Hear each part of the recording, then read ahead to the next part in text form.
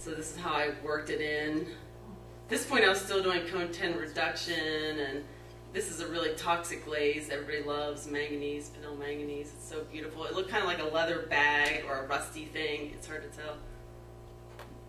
So after graduate school, I moved to San Francisco, and everybody said I couldn't do it, you know, as a potter, but I didn't really care. I could live on nothing. I'm really good at it. So I just moved straight to the heart of San Francisco, and after about a year of, you know, experimental jobs and apartments, I got a pretty solid situation with a gallery called Verdigris Clay Studio Gallery with my two friends. Actually, I didn't even know these girls at the time. Now they're my two best friends. We met each other through the Bay Area ceramic circuit. They had already designed and opened this gallery, and the third partner had dropped out, so I took her place. It was just really fateful. And we had our studio there. It was kind of Mickey Mouse set up, really tiny in the back, but we had this big showroom. We featured all these local people, and we supported ourselves for 7 years there. The two of them waited tables. I never did. Just kidding. I don't do that.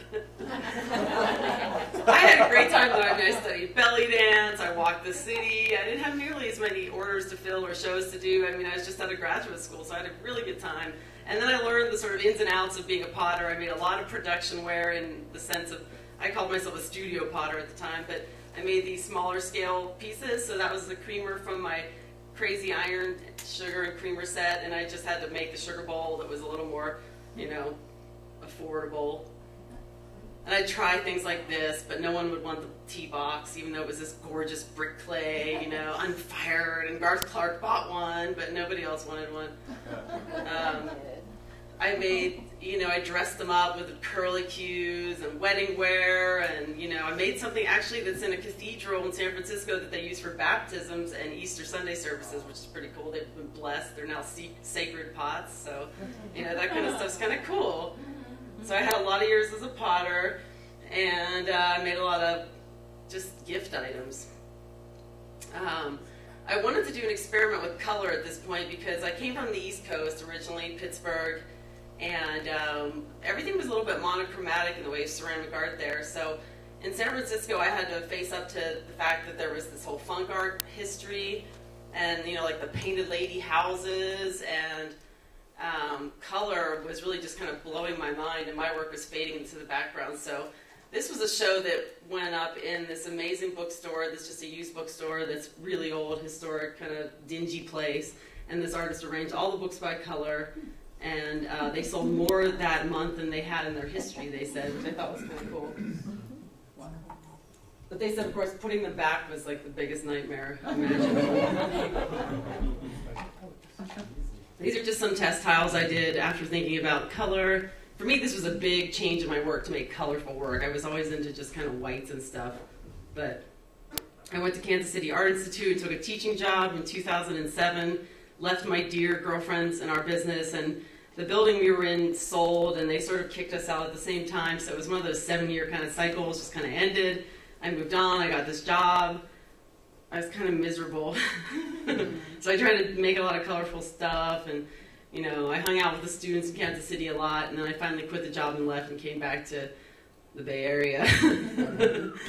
Yay! I know, I mean, how can you leave that, right? So this was my view from that gallery where I was working at Verdigris, and this was when I decided to start making crazier work and just not care about stuff. So this was a total experiment, my tugboat teapot. It's really funny. It's kind of like 2 feet long and 2 feet tall, but it's all thrown on the wheel, and much in the way that I was making that stuff in graduate school. So I tried to return to more serious work. I thought a lot about these iron teapots that had been in my pursuit for 3 years and how I had left them, and suddenly I got these jobs teaching workshops, and everybody wanted to see these demonstrated, so I started making them all over again and faster, and they got all over the place. So it's like people started to know me as the iron teapot girl, but I hardly sold any of these or had any of these of my own. They always were just these demo pieces, and these were both fired in other people's kilns, better than the way I glazed them. This is West Berkeley. So when I left Kansas City, I moved back to the Bay Area, and I landed in West Berkeley. Very funky, very different from Kansas City.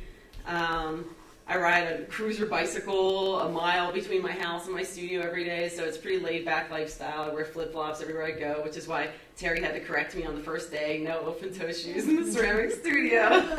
This California girl almost didn't have any closed-toe shoes. I have one pair. So my work really shows that change in location, like I think your art does, you know. Pottery is kind of funny. It's hard to really show a lot with pottery. So I wanted to become a little more expressive. I started drawing on things. This Picasso bullhead became a real big seller for me for bicyclists. They always wanted to buy this from me. It's kind of funny. But that's, if you've never seen that piece, that's a bicycle seat and handlebars making the bullhead. It's super cool. And I love Picasso on the left. You can copy the old masters. That's like legit. So some of my other work, this work was photographed by a photographer, the piece on the left, that really kind of changed my whole way of looking at my own work. Before that, I'd been taught that everything got shot on this gray Flow-tone paper, you know, real standard, and you know, you do everything you can to fit in for juried exhibitions and whatnot, but I got this like 10-page article in American Craft magazine, cover story, and the big thing was they got this photographer, Robert Schlatter, from the Swiss Alps, who apparently was the biggest thing going, and they'd never been able to get him before, and he for some reason agreed to do my article, so because of that I got special priority, and the photographs are amazing. So it's not standard ceramics photographs, but I'll show you when they come up, and then how I mimic it in my own photography, because photography of your work is just like your work, you know. Sometimes it's all you have of your work, and it's definitely what you use to apply for grants. So this is right near my house, about 3 blocks away, which for me is just like heaven. You know, it looks like a junkyard, but there's all kinds of great art project stuff here in multiples, and the architecture is inspiring to me, so peace of mind. That's cool. I'm always looking for like the next thing that I can really like catch fire for me. Otherwise, I just don't have the focus in the studio, you know. So someone, Andy Brayman, one of my friends in ceramics, gave me this book. He just handed it to me, and it was like, law, you know, this wood burners. I didn't even know what they were, so I read the intro, and it's all about the logging industry and how before there was chipboard and particle board, they just incinerated all the scraps, and it eventually would burn down a lot of these logging industries. So these are all kind of being torn down in the Pacific Northwest now, but I just find the silhouette to be so powerful, and the idea that you know, incinerated wood, I love flame and heat, you know, like most potters. So I got really excited about those. The whole book, I've made like every single one of them, I've kind of turned into a teapot or a vase by now, but these were the earliest versions. And this is that photographer, Robert Schlatter, photographing my unglazed, unfinished work, bisque, as we call it in ceramics. And he kept saying, I love this white work. I didn't really get it, but anyway, so that's bisque. There it is, glaze. He's right, though. I mean, look at this. Nicer, right? It's like drier, absorbs light, it makes a better photo. This is kind of dulled out and glossy, shrunk down a little. Should just leave everything bisque.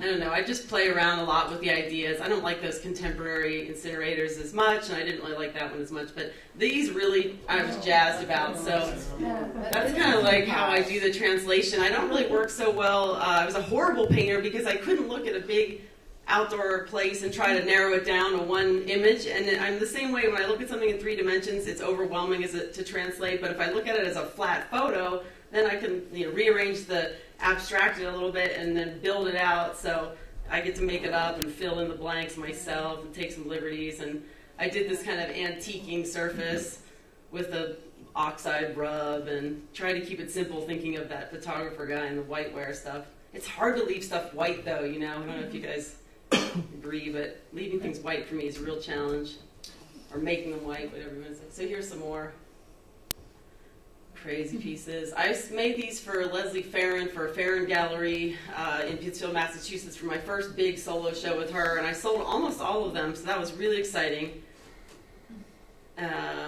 Especially the one with the red dot on the top. Something about a little red dot. I started glazing a red dot on everything. People like that, a little bit of red. But this one was a real funny one, because if you look at it, it looks like that tugboat, right? And you can see the body of the tugboat.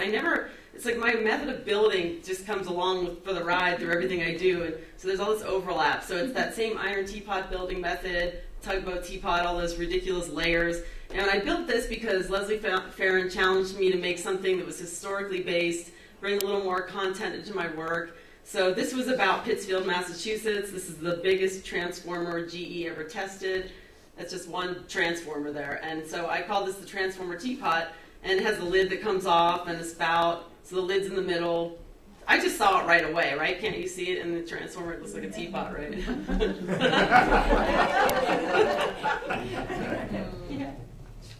I got so much press for this piece. It was ridiculous. And I sold it for the most I ever sold anything ever, which was $2,200 to a teapot collector named Sonny Cam, which is why I wanted that book, Joanne, that had that Sonny Cam autograph. Yeah, because he owns more than 10,000 teapots, Sonny Cam, and so to be in his collection is really prestigious. He has a museum. He'll have another museum built. But he has several of my pieces, but this was the first one he bought from me, so it transformed my career. And also transformed into a leather bag, ladies, as I was standing there shopping in New York City when my gallery dealer called and told me that piece had sold. So it transformed immediately. More of these. I did, I work in a series, so for a teapot series, maybe 15 or so of these. And so this is my photography trying to mimic the idea that Robert Schlatter guy gave me, which was set up a background of your own work and influences and things, and use your studio equipment, give the piece context. But then we had a really nice camera. My friend shoots for Sunset Magazine, so I pay him to moonlight, and he shoots my work with better equipment than I have. So I don't use an iPhone, to shoot this. It's like, it would change, the whole backdrop would come into focus, you know what I mean? So that's like really just my glazed cans in the background and my wedging table, and then there's like a weird little space down there where it doesn't even come together. But they make for like more interesting images, It's like now that things have time and place. The grenades all started because I made Russian nesting dolls, those Marachki dolls, and I made a set that looked just like the dolls, and they all fit inside of each other, and I painted them to look like dolls, and it just didn't look like my work, I still own them. I never even showed them anywhere. And someone said, well, make something more American, and I thought grenades was really a perfect shape, so I really had to brainstorm a lot to get to this. It was like pineapple, gourd, all those sort of typical shapes, bowling pin. But when I thought about the pineapple, something clicked about the pineapple grenade. So there's grenades, there's pineapple, there's lemon, there's baseball. But these were really hard to make. And then, of course, if you break one lid or something, the whole set's gone. So sets are tough. So these are my earlier grenade teapots, and they were playing up the idea of moche ceramics, the stirrup pots you see in the museum all the time. But Sonny Cam looked at this, and he was from the military, and he said it's not grenade-like enough. So he challenged me to make more grenade-like, so you'll see those eventually. Here's the lemon. There's the baseball. It's just the shape, But he didn't like that spout. It really bugged him. He kept saying, where's the ring and pin? Where's the ring and pin? But the spouts, or the handles on the back, I didn't like either. But usually the first generation for me is like 3 to 6 teapots, and then another 3 to 6 after that's the second generation. And then by the third, they start to kind of come along. So at this time I started doing these shows called SOFA, Sculptural Object, Functional Art. They were in Chicago and New York, and now also Santa Fe. And Farron Gallery took me along, and so you see our booth at the bottom. Huge arena in the Armory Building, New York City, or the Navy Pier in this case. And I got a solo booth, which was a really flattering and amazing honor, so I didn't even know where to begin setting it up. So luckily Leslie Farron came in and just told me where to put everything. She's amazing. She's like a mentor of mine, and I've had 3 male mentors, and then finally a female, so that's been exciting. But here's some spray cans I made. You guys saw around here. I had to design, she challenged me to design a wall mount for them that could be taken along for the purchase price. So she said about $350 and work the shelf in. So I had this guy custom make these shelves. They ended up being kind of expensive, like $45 each maybe, which really cuts into your profit for a $350 less 50% item, But nobody wanted the shelves, so almost everybody said they didn't want it, and then I just kept reusing them, which was really great, because you could put it next to a painting in a gallery, and it looks really nice, and I show those in San Francisco a lot. 10 minutes left. Grenades. So, I don't know. My last name's Assad. There's a war in Syria. It's hard to deny that. It's not my relative, but obviously my name is, it brings up some emotions for me. So I started making this work about the war and war in general, and it's not supposed to be, fetishizing grenades so much as making them a powerful iconic object that you're forced to look at, interact with, and sort of, you know, roll over in your mind a few times, and you maybe hate it. That's cool too. It's like just feel something, you know. So I was having the rings became the hardest part. It's like anybody that's a sculptor knows that it's always something like the pedestal that screws you up at the very last minute, you know. So like, oh, I gotta get a piece of hardware that's real. So I went to that urban ore place I showed you earlier, and I found some great rings there. So I always go scrounging around, and that's like the teapot I'm making, by the way, today. You guys can come by and see it if you're not in Clay. Here's my studio now in Berkeley, other side of the bay. You can still see the Golden Gate Bridge from my back place, and it is an amazing space. 2-story high ceilings. I had 2 business partners, again, like Verdigris, but only they're 2 different partners. And we each have our own little area and our own kiln, and we set aside a space to show the work.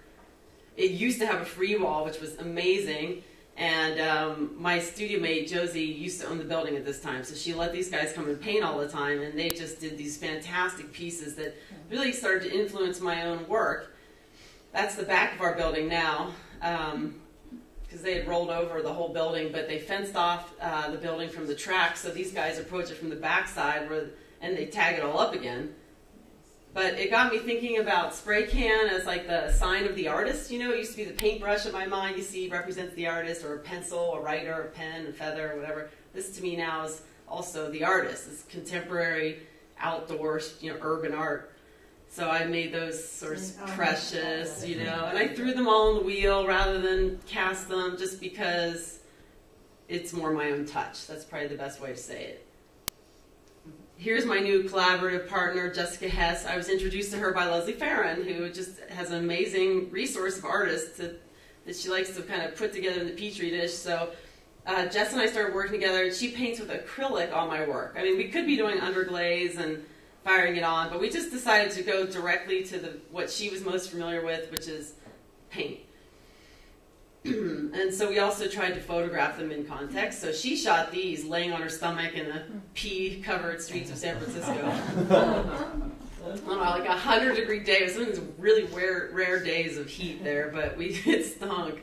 So I don't know. I love these. We have a hard time selling these. People don't really understand them yet. They look a lot more like tin can, I think, when they're painted, even though they're these heavy sort of porcelain pieces.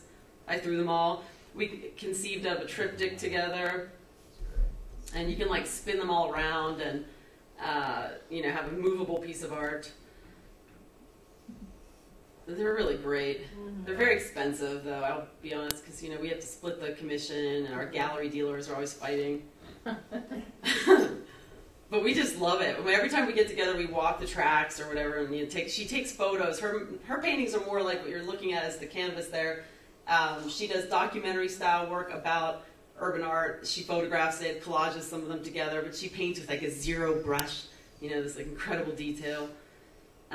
She's just really skilled at that kind of imitation. So we have that similarity, you know. I like imitating 3 dimensions, and she likes imitating the surface. So together, you know, we're a pretty good match. We did a lot of these really fast. She's pretty prolific. And I can be too. So like I was telling these guys earlier, I went from throwing 8 of these in a day to throwing 16 of them in a day, and then I started to feel like a little factory, you know. But I wanted to make them all different, and I rolled them around and beat them up. And then she said, what else can I paint on, you know? So I made her a fire hydrant. And I made her pigeons. That pigeon's hilarious. Thrown on the wheel in like 7 pieces. These are the cans I did on my own with glaze. They actually sold way better than hers, just because they probably cost less or something. But people like that glaze too. You know, people that actually collect ceramics they like glaze. Yeah. So there's my model on the right. These are my pieces before I let her paint them. You know, and actually I kept those 2 pigeons, thank goodness, because I never did capture it quite like those did. They had the best expressions. There they are there. There's something about them. Yeah. I could never quite get it again. They always look like dumb when I make them now. I'm having a hard time, but they're frustrating. That was my first painting on ceramics down there. Jessica taught me that I could try it myself, you know. She was totally fine with the idea of me doing this as another series right after ours together, you know, whereas Leslie Farron wasn't so fine with it and said I shouldn't show it. So I hid it all in my studio, and now it's all kind of coming out because all these other people found it and liked it. But here's these, I started going bigger, so these are all now about 2 feet tall, and they're not pottery, but they're pottery, really, to me. They're still pots, you know, but they're these big hollow vessels. Nobody buys the fire hydrants, but I really love making them. And the grenades are a hit. These are huge. This was in the biennial this year at NCCA. It was really nice. I just sold that one, so that's exciting. So I feel like I'm getting some good feedback. But I went back to the wood burners, and I decided I wanted to paint on them. So this was kind of the last one I did in the, sort of the new series started with this one. And then I started looking at my own history, the Steel City in Pittsburgh, and painting it with underglazes. So these are the ones I hid in my studio thinking, oh, it's like kind of like Jessica Hess, but it's not. It's not like I was painting graffiti. I just was like, oh, there was someone that tried to paint back in, you know, sophomore year in college. I got a C, you know, but I'm going to get on out and try again. So I sure did. So these are my earliest ones. They all had 2 sides that were like kind of a continuation of the painting. I like that little boat, you know. I sold all of these immediately.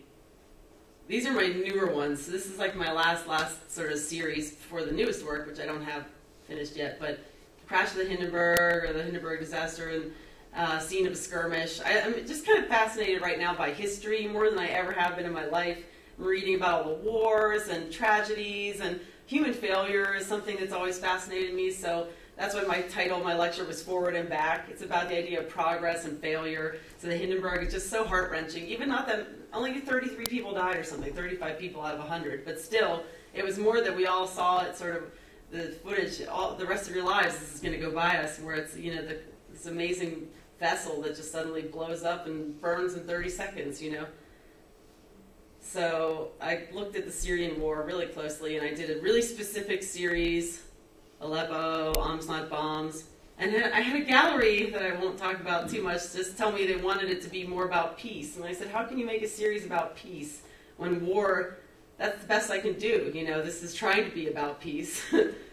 It's about looking, right? So I started making the caution cone as something to slow you down and look at.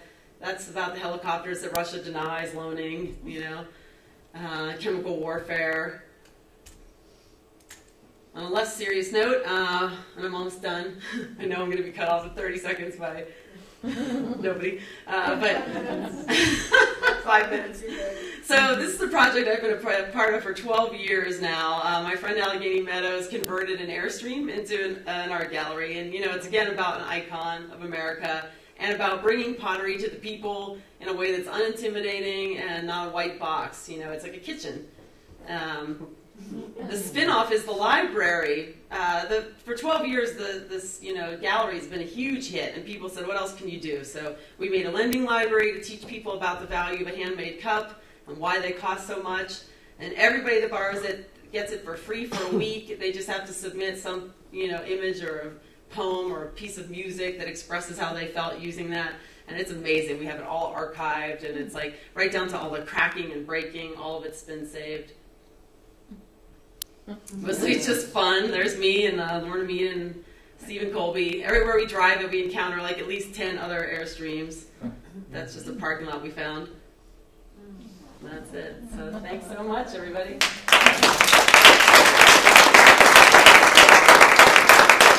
Thanks for bringing me here. Just on a side note, I've never gotten to come to Idyllwild before, so thanks for bringing me, and especially to Richard for inviting me, and for my lovely assistants.